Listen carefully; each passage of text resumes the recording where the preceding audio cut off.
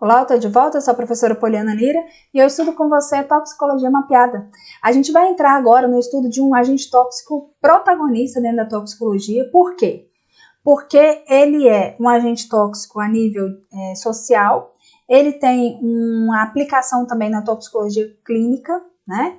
Ele é utilizado também como tratamento e ele não é proibido, tá? Então, apesar de ter um impacto social, eu não vou estudar o etanol, que é o nosso agente tóxico desse bloco, junto com aquelas drogas proibidas, né, cocaína, heroína, êxtase, maconha, etc e tal, porque aquelas são proibidas e o etanol não, tá? Então a gente vai olhar de uma forma diferente para ele. Também vamos falar sobre ele, porque nós estamos em uma nós estamos em uma sequência aí de inalantes, que eu falei de muitos solventes, né, tolueno e tal, que são voláteis, né? O etanol também entra nessa classificação, então ele também vai se tornar vapor, né, o gás, na temperatura ambiente, então ele também pode ser inalado, então também está nessa sequência.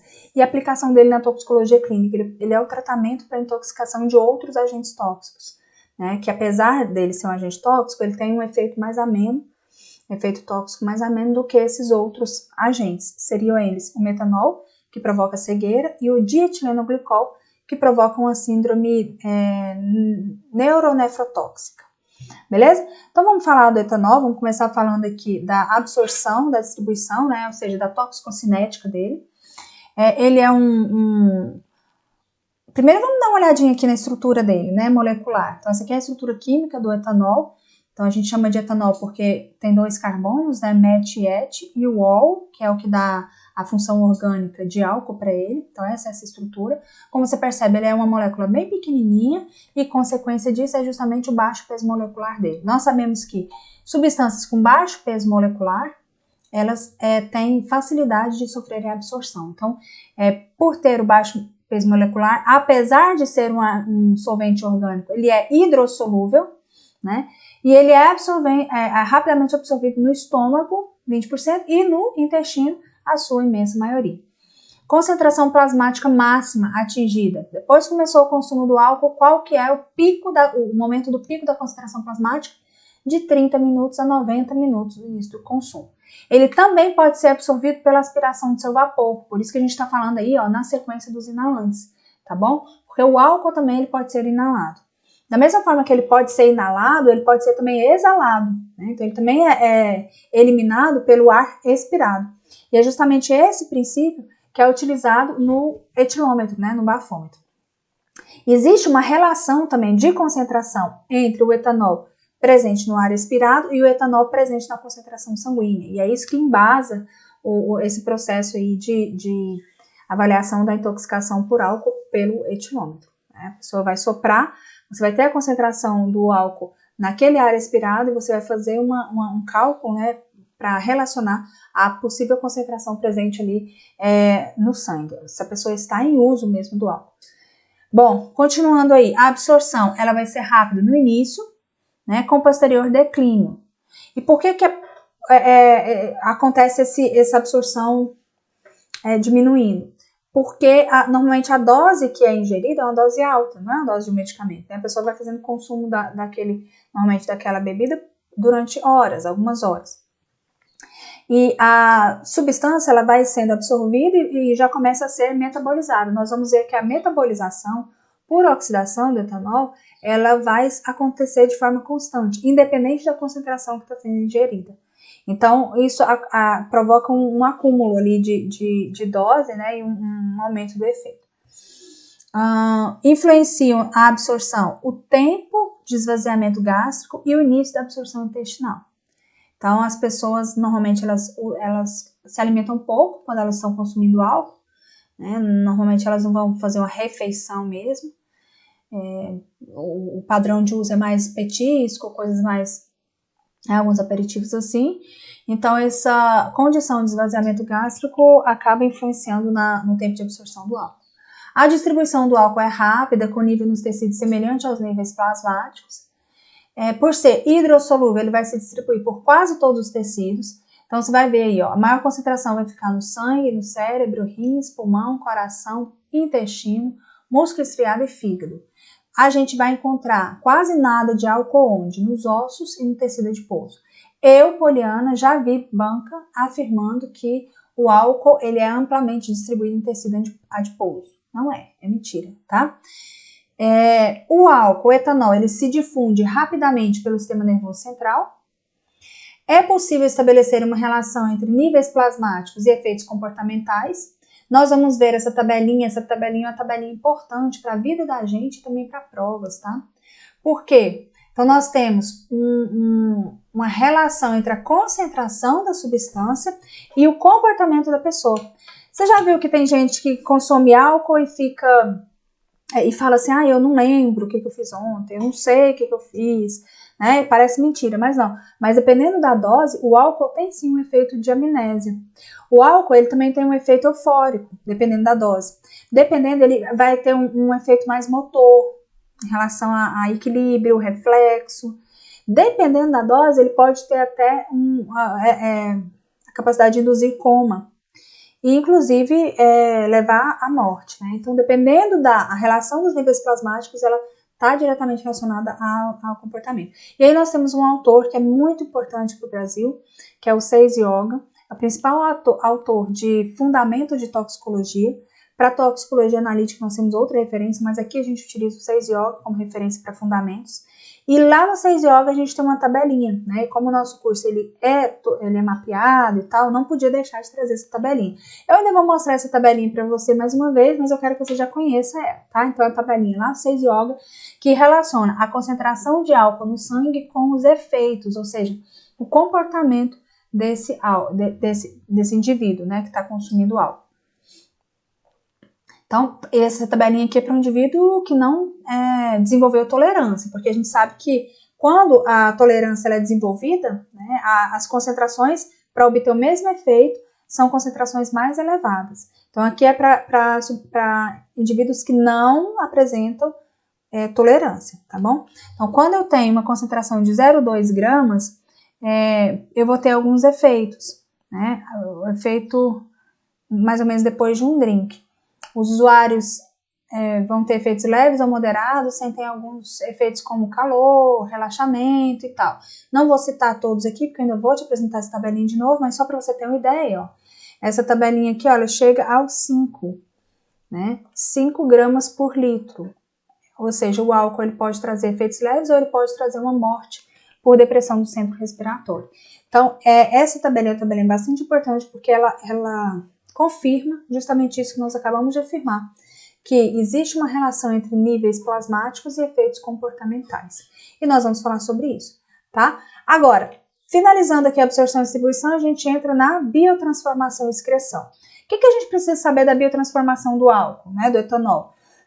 Nós precisamos saber que existem 3 vias, tá? Basicamente 3 vias aí de biotransformação. Sendo que o produto final dessas 3 vias vai ser quem? Vai ser o aldeído, tá? Vai ser o aldeído. 98%, até 98% vai ser metabolizado. 2% não são oxidados, vão ser excretados pelos rins e pelos pulmões de forma inalterada. Beleza, professora? Mas quais são essas 3 vias? A primeira via que nós temos é a oxidação, tá? Então, é a biotransformação no fígado através da oxidação. Essa oxidação aqui, ó, ela vai acontecer de forma constante, independente das concentrações plasmáticas, tá? Então, ela tem ali uma capacidade de biotransformação limitada àquele ritmo dela. Então, a primeira via é essa via aí, tá? Da biotransformação do fígado através de oxidação. Segunda via é através do sistema de oxidação microsômico, SOM. O SOM, que é esse sistema de oxidação microsômico, ele vai utilizar um cofator específico, vai ser o NADPH, ao invés do NAD. Normalmente, na oxidação que acontece no fígado, né, essa primeira via aqui, a gente vai utilizar o NAD apenas, para ir lá e roubar o hidrogênio, né, da molécula.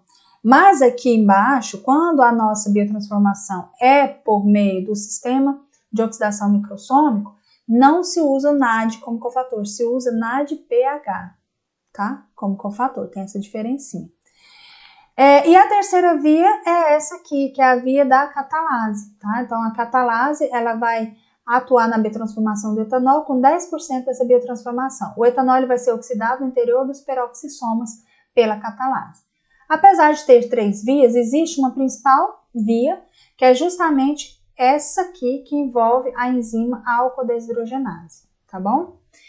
Essa enzima, ela contém zinco, tá? Então, a AD contém zinco e catalisa a conversão de etanol para acetaldeído, que é o que nós todos queremos, né?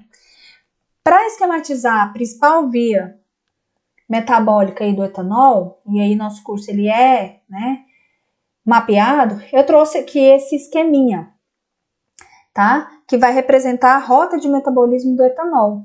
Nós temos aqui, então, primeiro, o etanol. Esse etanol, ele está sofrendo a ação de uma enzima chamada alcodeshidrogenase. Essa enzima aqui contém zinco, tá? E através da ação desse cofator aqui, que é o NAD, ele vai fazer o quê? Ele vai roubar um hidrogênio, ó, ele vai virar o NADH, ele vai tirar um hidrogênio aqui desse etanol, tá? Formando quem? Formando o acetaldeído, tá? Formando o acetaldeído, beleza? Esse acetaldeído, ele vai sofrer a ação de outra enzima, chamada acetaldeído desidrogenase. Significa que o meu substrato é o acetaldeído e que a minha reação é o quê? Tirar um hidrogênio, desidrogenar. Para isso, eu utilizo como cofator o NAD, que também vem aqui, rouba o hidrogênio do acetaldeído e vai embora, gerando o nosso metabólito, que é o acetato, tá? Então, essa é a via metabólica aí do etanol. Mecanismo de ação. Ó, mecanismo de ação, ele atua a nível de membrana celular, tá? Inclusive, o principal local de ação dele é na membrana celular. Mas o que ele faz? Ele vai aumentar, ele vai potencializar o GABA. GABA é o principal receptor inibitório do nosso organismo. Tá? Então, se ele aumenta, se ele potencializa o poder inibitório, então ele deprime o sistema nervoso central. Beleza? Então, potencializando o GABA, ele vai deprimir o sistema nervoso central. Claro que respeitando ali que é a relação de dose e comportamento. Bom, ele aumenta, então, a inibição sináptica, mediada pelo GABA e pelo fluxo de cloreto. Esse efeito é inibido pela bicuculina. A bicuculina é um antagonista específico dos receptores GABAérgicos. Nossa, professora, agora ficou complicado, porque é uns nomes complicados que eu não vou lembrar na prova. Vai lembrar, sabe por quê? Porque eu vou te contar uma historinha. Imagina aí um casal que o cara bebe um pouquinho, gosta de uma bebidinha, e a mulher não gosta. Ou vice-versa, viu? A mulher pode muito bem gostar da bebidinha e o cara não gostar. Beleza. Esse casal vai sair, tá todo mundo feliz, animado, de repente ele começa a beber, ou ela começa a beber. O que não gosta, normalmente, ele fecha a cara, é ou não é? Você vai lembrar até de alguém, com certeza. Eu vou contar essa história, você vai relacionar a alguém. Pode até mostrar esse trecho da aula para essa pessoa. Fala, olha indireto que a professora, né, me fez lembrar de você. Ó, então um casal, uma pessoa vai lá toda animadinha, tá feliz, o casal tá maravilhoso. De repente, quando ele abre o primeiro drink, ou a garrafa ou a latinha, sei lá o que a pessoa bebe, primeiro drink dele, a pessoa já olha pro lado que não bebe, né? Ou o homem ou a mulher que não bebe, olha pro lado, cruza os braços e aquele bico, né? Aquele bico. Por quê? Porque não gosta do efeito do álcool. Quem não gosta do efeito do álcool é o quê? É antagonista. Então, a gente vai lembrar sempre que a bicuculina é antagonista dos receptores GABA, que é justamente o que o álcool faz, o que o etanol faz. Potencializa o efeito GABA. Aí começa a briga. É um bebendo e o outro bicudo. Um fica bravo porque tá bebendo, o outro fica bravo porque o outro tá bicudo, né? Pronto? Vai lembrar para sempre, né? Efeito, mecanismo de ação do etanol, potencializa a GABA. Antagonista, bicuculina. Etanol. O etanol inibe alostericamente a ligação de certos agentes anticonvulsivantes. Então, o etanol, ele atrapalha a ação de agentes convulsivantes, ou seja, ele vai trabalhar parecido com barbitúricos, com benzodiazepínicos, tá? Não vai deixar, ele vai evitar aí um efeito convulsivo. Doses elevadas de etanol aumentam a permeabilidade ao cloro, na ausência de GABA. O cloro, ele influencia no efeito, na transmissão sináptica, tá? Na polaridade celular. Então, quando eu faço uso, né, de etanol muito, né, com doses muito altas, eu vou como se fosse afrouxando a minha permeabilidade ali, meu canal de entrada de cloro é como se ele ficasse frouxo, tá? Mesmo na ausência do GABA. São ações semelhantes aos dos barbitúricos, anestésicos e outros álcoois alifáticos e não estão relacionados à fluidificação da membrana celular, tá? Como nós vimos nos inalantes, né? Que alguns inalantes, uma das linhas de mecanismo de ação dos inalantes é justamente esse efeito de fluidificação da membrana. Como é solvente orgânico, dissolver a membrana. Aqui não, tá? Aqui não está relacionado, que realmente a ligação é com o receptor. Existem também efeitos semelhantes aos de fármaco que alteram o sistema GABAérgico, como os benzodiazepínicos, que mimetizam ou intensificam muitos dos efeitos agudos causados pelo álcool. Então, benzodiazepínico, barbitúrico, ambos atuam ao nível de GABA. Um aumentando o tempo de abertura, outro aumentando a frequência de abertura do canal. O fato é que o etanol atua também no mesmo local aí dos benzodiazepínicos e dos barbitúricos. Isso justifica o perigo da associação entre esses medicamentos e o álcool. Então, muita gente pensa assim, eu não posso beber tomando medicamento porque corta o efeito, né? Acontece com o antibiótico. Mas com o barbitúrico e benzodiazepínico, o que vai acontecer é uma potencialização do efeito. Porque tanto o medicamento como o etanol atuam deprimindo o sistema nervoso da pessoa. Se a pessoa associa, ela pode levar a uma depressão, ao coma, indução de coma, enfim, até morte. Algumas pessoas acabam fazendo uso disso na tentativa de autoextermínio, tentativa de suicídio, né? A pessoa toma o medicamento e toma o álcool junto, porque é isso que ela quer. Bom, o álcool atua em diversos sistemas de neurotransmissores e receptores. Isso aqui, ó, é uma assertiva que quando ela aparece em prova, ela causa medo, arrepio. Porque a gente estuda tanto que o mecanismo de ação do etanol é potencialização de GABA, que a gente nunca imagina que o etanol também, por exemplo, pode se ligar ao receptor opioide. Ou que o GABA pode influenciar na oferta de neurotransmissores, como serotonina, dopamina, acetilcolina, tá? Então, só para nível de vamos acertar coisas que ninguém vai acertar, o álcool atua sim em diversos sistemas de neurotransmissores e de neuroreceptores. Sistema adrenérgico, o ácido gama-aminobutírico, que é o GABA, sistema opioide, serotonina, dopamina, acetilcolina, glutamato e cálcio. Tá? Então, ele atua em vários alvos, né, de ação, não apenas o GABA. Beleza, aí o álcool é o seguinte, eu falo álcool, mas eu tô falando etanol, tá? Aí o etanol é o seguinte, nós temos também uma toxicidade aguda e uma toxicidade crônica. E os efeitos, eles são diferentes, tá? Vamos falar primeiro da toxicidade aguda, do tratamento. Vamos rever aquela tabelinha lá do 6 Yoga sobre a relação da concentração com o comportamento. E aí somente depois disso, aí sim a gente vai preocupar com a questão da toxicidade crônica, tá? Eu imagino que nesse bloco não vai dar tempo de entrar em toxicidade crônica, tá? Aí eu te peço um pouquinho de paciência, porque realmente o estudo do etanol dentro da toxicologia, ele é um pouquinho mais demorado mesmo, mas eu particularmente acho super interessante, como ele é tão presente na nossa vida, né? Acaba que a gente utiliza mesmo esses conhecimentos para a vida, não só para a prova. Além da toxicidade aguda e crônica, eu quero falar com você ainda, eu quero estudar com você ainda a questão da genética e dependência do álcool. A relação que existe entre a genética e a dependência. Você já ouviu falar disso? Porque minha família tem problema com álcool. Existe isso, né? Minha família tem problema com álcool. Faz sentido, faz super sentido. Existe aí um estudo já que corrobora esse pensamento. E claro, se a gente vai falar de dependência, a gente precisa falar também da farmacologia para o tratamento dessa dependência.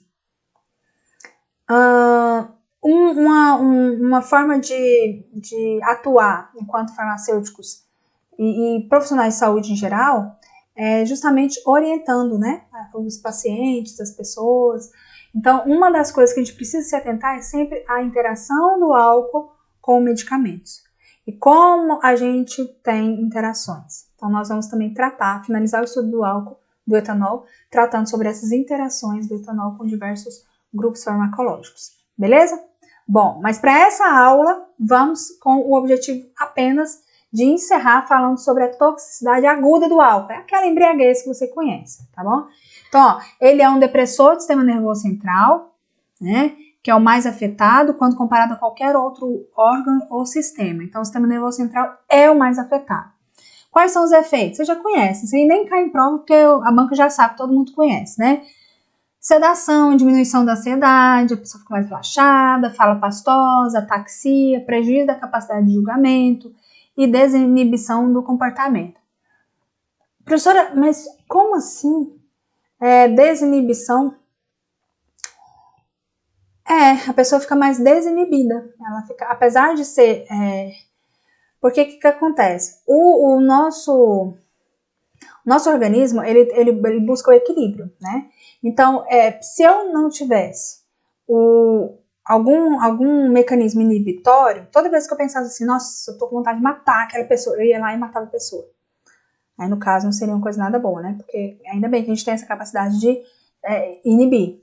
E por que algumas pessoas, elas bebem, elas tomam, né, o etanol e elas ficam mais estimuladas? Parece que elas não estão deprimidas, pelo contrário, parece que elas estão... justamente, além do etanol atuar em outros receptores, liberando outros neurotransmissores, o etanol, uma vez potencializando o GABA, ele também vai inibir mecanismos inibitórios. Quando você inibe inibição, você está, na verdade, estimulando.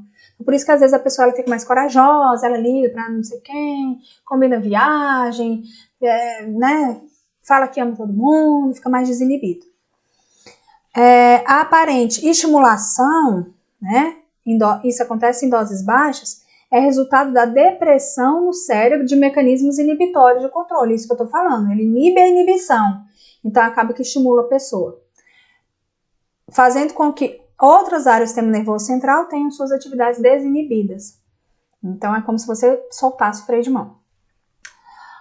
Alterações no comportamento, funções cognitivas e motoras dependem da dose ingerida, da velocidade de absorção, do peso, da sensibilidade do indivíduo e do desenvolvimento de tolerância.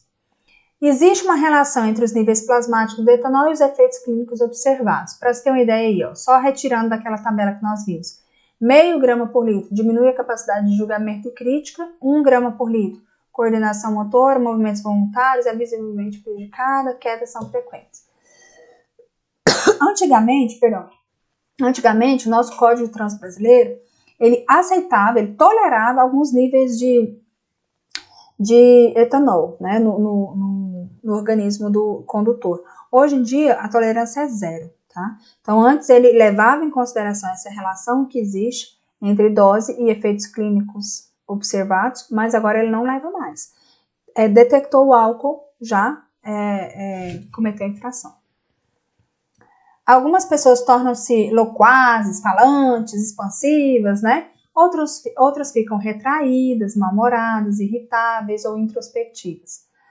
Perda de autocontrole com impulsos agressivos. Professora, engraçado, porque parece que eu vejo mais as pessoas alegres do que introvertidas, ou irritáveis, ou, enfim, introspectivas, mal-humoradas. Porque, normalmente, quando a pessoa ela tem esse efeito, ela sofre esse efeito clínico de mau humor e tal, dificilmente ela gosta, né? Não fico bem quando eu bebo, então eu não vou beber.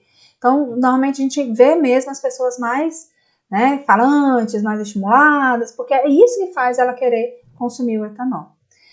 Dentro de toxicidade aguda ainda, ó, 3 gramas por litro, a gente já vê um indivíduo confuso, e aí tem algumas informações relacionadas à tabela que daqui a pouquinho a gente vê.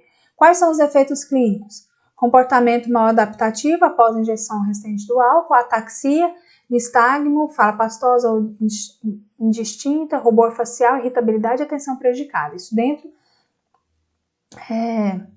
dessa dose de 3 gramas por litro. Na intoxicação aguda, a recuperação é completa, exceto quando há lesões teciduais ou complicações. Então, a pessoa se recupera, né? A gente brinca, a gente chama de, não sei se na sua região é assim, mas a gente chama de porre, normalmente. A pessoa bebeu demais a conta. Aquilo ali é uma intoxicação aguda. Então, aquilo ali é facilmente reversível. O que é a tolerância a curto prazo? Tolerância é o quê? Necessidade de aumentar a dose para obter o mesmo efeito. Então, o que é a tolerância a curto prazo? A mesma pessoa pode parecer menos intoxicada depois de beber por muitas horas do que no início da ingestão. O que acontece? A tolerância, a rigor, ela é adquirida com o tempo, né? Com meses, com anos de uso contínuo dessa substância.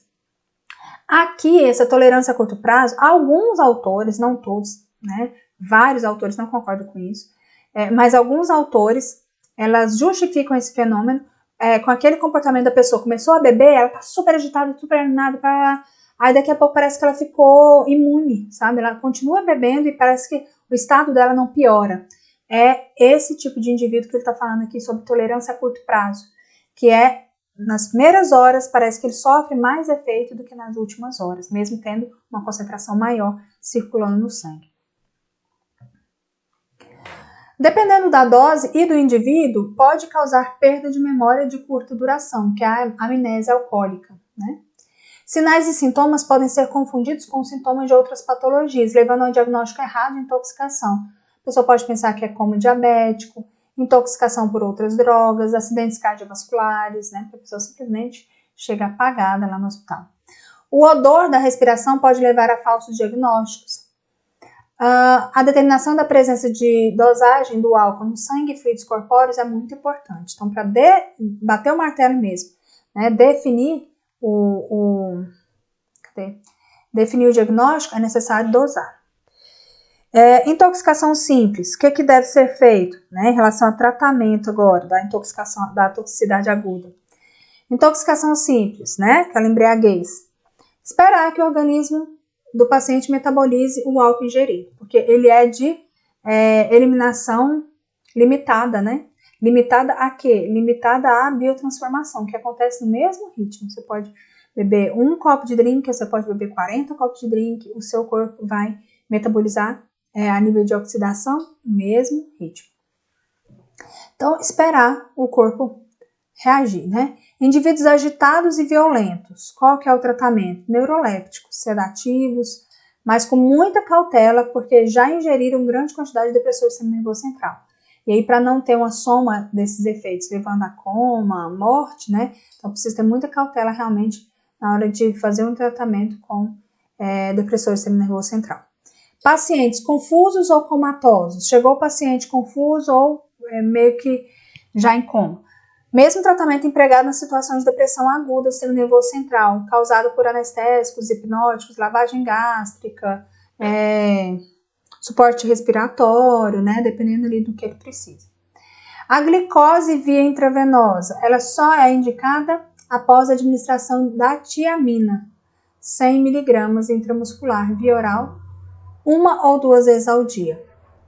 Deve-se monitorar os sinais vitais, né, nos casos de grande ingestão, porque existe o risco de depressão do centro respiratório. Intoxicação grave, pode-se eliminar, né, esse agente tóxico por hemodiálise, que é a retirada do sangue, filtração do sangue e devolução do sangue. Outras complicações vão requerer abordagens específicas. Essa aqui é a tabelinha que eu mencionei para você.